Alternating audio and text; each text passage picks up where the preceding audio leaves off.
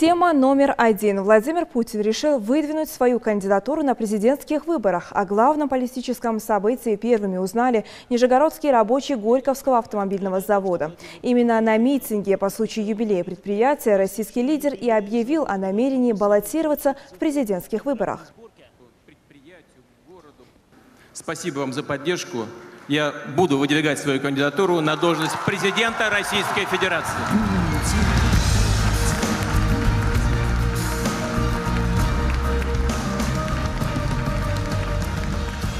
Спасибо вам большое.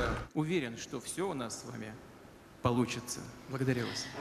И вот что написал в своем инстаграм глава Ингушетии Инзбек Евкуров. Цитата. «Объективная ситуация такова, что в нынешних реалиях, когда перед Россией стоит ряд вызовов и угроз, альтернативной кандидатуры Владимиру Путину нет. Это очевидно. Сегодня российская экономика держит курс на уверенный рост. И это несмотря на продолжающийся режим западных санкций и сложные отношения с США и Евросоюзом. Россия не может позволить себе политику неопределенности. Сегодня наша страна особенно нуждается в выверенных поступательных движениях вперед.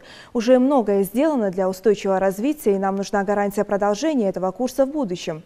Впервые за новейшую историю Россия заняла на международной арене позицию сильного и значимого игрока.